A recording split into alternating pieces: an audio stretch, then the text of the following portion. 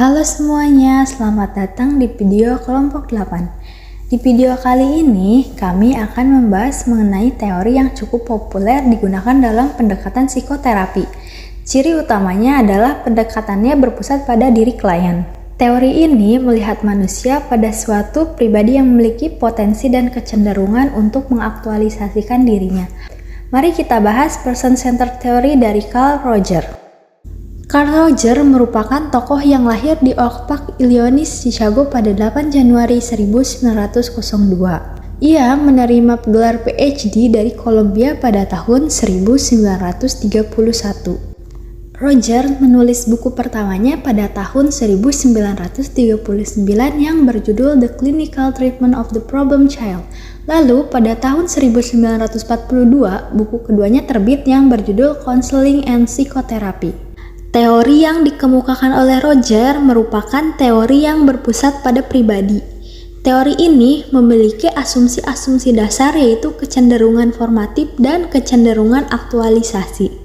Manusia memiliki kecenderungan aktualisasi yang mempunyai konsep tentang diri sehingga memiliki potensi untuk mengaktualisasi diri.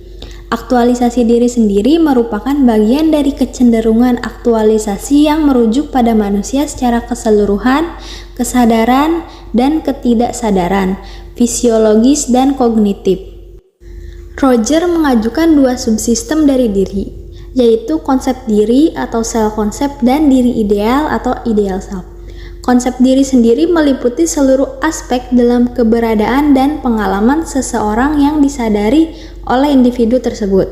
Adapun diri ideal yang didefinisikan sebagai pandangan seseorang atas diri sebagaimana yang diharapkannya. Konsep diri dan diri ideal tidak mungkin ada tanpa kesadaran. Rogers mendefinisikan kesadaran sebagai representasi simbolik. Ada 3 tingkatan kesadaran menurut Rogers. Dalam kesadaran juga ada penyangkalan atas pengalaman positif. Kebanyakan orang menemukan kesulitan dalam menerima pujian yang tulus dan umpan balik positif, bahkan saat mereka patut menerimanya. Untuk dapat mengaktualisasi diri, kita harus menjadi seorang manusia. Rogers mendiskusikan proses yang diperlukan untuk menjadi seorang manusia, yaitu seseorang harus membuat kontak positif ataupun negatif dengan orang lain. Kontak ini adalah pengalaman minimum yang penting untuk menjadi seorang manusia. Mereka akan mulai menganggap penting penghargaan positif dan tidak menganggap penting penghargaan negatif. Penghargaan positif atau positive regard yaitu saat seseorang mengembangkan kebutuhan untuk dicintai, disukai, atau diterima oleh orang lain. Penghargaan positif adalah persyaratan untuk mendapatkan penghargaan diri yang positif atau positive self-regard yang didefinisikan sebagai pengalaman menghargai diri sendiri. Sebagai manusia tidak mudah untuk dapat mengaktualisasi diri karena tidak semua manusia sehat secara psikologis. Kebanyakan manusia menerima penghargaan bersyarat atau condition of worth, yaitu mereka mempersepsikan bahwa orang tua, teman sebaya, atau pasangan mereka hanya apabila mereka dapat memenuhi ekspektasi dan persetujuan dari pihak-pihak tersebut. Hal tersebut dapat menyebabkan inkongruensi, yaitu ketidakserasian antara konsep diri dan diri idealnya. Dampak yang didapatkan yaitu kerentanan, kecemasan, dan ancaman. Untuk menghindari inkongruensi, kita bisa bereaksi dengan cara defensif, dengan distorsi atau denial. Terapi yang berpusat pada klien atau client-centered terlihat sederhana dalam teori namun cukup sulit dalam prakteknya. Singkatnya, terapi ini berpendapat bahwa orang-orang yang rentan atau cemas dapat berkembang secara psikologis jika bertemu dengan terapis yang kongruen dan bisa menjadi ruang yang mampu memberikan nuansa penerimaan yang tidak bersyarat dan empati yang akurat. Namun, hal itulah yang menjadi kesulitan bagi seorang konselor. Rogers mengasumsikan bahwa ada beberapa kondisi dianggap perlu dan memadai agar suatu perkembangan terapeutik dapat terjadi, yaitu ada kongruensi konselor, lalu ada penerimaan positif tidak bersyarat, dan yang terakhir adalah mendengarkan secara empati yang akurat. Proses dalam perubahan kepribadian yang konstruksif dapat diletakkan dalam sebuah kontinum dari yang paling defensif ke yang paling terintegrasi, dan Rogers telah membagi kontinum ini ke dalam 7 tahapan. Mari kita bahas ke-7 tahapan tersebut. Tahap 1 ditandai dengan ketidakmauan untuk mengomunikasikan apapun tentang diri. Pada tahap 2, klien mulai menjadi sedikit tidak kaku. Klien mendiskusikan peristiwa-peristiwa eksternal dan orang lain, tetapi tetap tidak mengakui atau gagal menyadari mengenai perasaan-perasaan mereka sendiri. Pada tahap ketiga, klien lebih bebas membicarakan diri mereka walaupun masih sebagai objek. Pada tahap keempat, klien mulai membicarakan tentang perasaan yang mendalam, tetapi bukan yang sedang dirasakan pada saat itu. Saat mencapai tahap kelima, klien dapat mengekspresikan perasaan yang sedang mereka alami walaupun belum secara akurat melakukan simbolisasi dari perasaan-perasaan tersebut. Lalu pada tahap 6, klien mengalami pertumbuhan yang sangat signifikan. Mereka dengan bebas memasukkan pengalaman-pengalaman yang sebelumnya mereka sangkal ke dalam kesadaran mereka. Pada tahap ke-7 atau yang terakhir, klien telah menjadi manusia masa depan yang berfungsi sepenuhnya. Mereka mampu menggeneralisasikan pengalaman dari terapi mereka kepada dunia mereka di luar sesi terapi. Penjelasan teoritis dari perubahan terapeutik.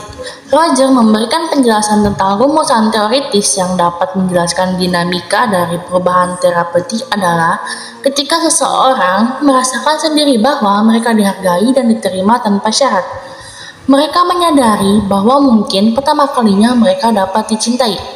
Contoh dari terapis membuat mereka dapat mencintai dan menghargai diri mereka sendiri untuk membuat penerimaan positif tanpa syarat bagi diri mereka sendiri. Sebagai hasilnya, mereka merasakan menjadi lebih kongruen dengan pengalaman organismik mereka. Apa sih hasil dari terapi yang berpusat pada klien? Salah satu hasil yang paling mendasar dari terapi yang berpusat pada klien adalah klien yang kongruen, tidak defensif dan lebih terbuka terhadap pengalaman. Rogers mengajukan gagasan bahwa kongruensi antara bagaimana kita benar-benar melihat diri kita dan bagaimana ideologi kita ingin menjadi sebagai elemen penting dari kesehatan mental. Pada tahun 1980-an, Tony Higgins mengembangkan satu versi dari teori Rogers yang terus memiliki pengaruh dalam penelitian tentang kepribadian dari psikologi sosial. Satu perbedaan antara Rogers dan Higgins adalah lebih spesifik. Diskrepansi diri sebenarnya dan diri ideal semestinya memunculkan kekecewaan karena tidak memenuhi aspirasi yang sesuai dengan keinginan pribadi. Sedangkan diskrepansi diri sebenarnya dan diri seharusnya menghasilkan agitasi atau ketakutan karena hukuman yang telah diprediksikan bagi pelanggaran kewajiban sosial. Ranah penelitian, ide Rogers masih terus memiliki banyak pengaruh. Contohnya seperti dalam peraihan tujuan. Menetapkan dan meraih tujuan adalah suatu cara manusia untuk mengatur kehidupannya agar dapat memberikan hasil yang diinginkan dan menambah arti pada kegiatan sehari-hari.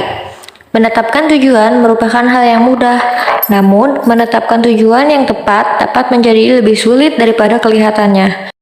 Menurut Rogers, sumber dari kecemasan psikologis adalah inkongruensi atau saat diri ideal seorang tidak cukup bertumbukan dengan konsep dirinya. Dan inkongruensi ini dapat dipresentasikan melalui tujuan-tujuan yang dipilih oleh seseorang untuk diraihnya. Rogers meluaskan ide-ide ini untuk mengajukan bahwa kita semua memiliki proses penilaian organismik atau disebut dengan OVP, yaitu insting alami yang mengarahkan kita menuju pencapaian-pencapaian yang paling bermakna. Terima kasih sudah menonton video ini. Semoga bermanfaat. Cukup sekian dan terima kasih.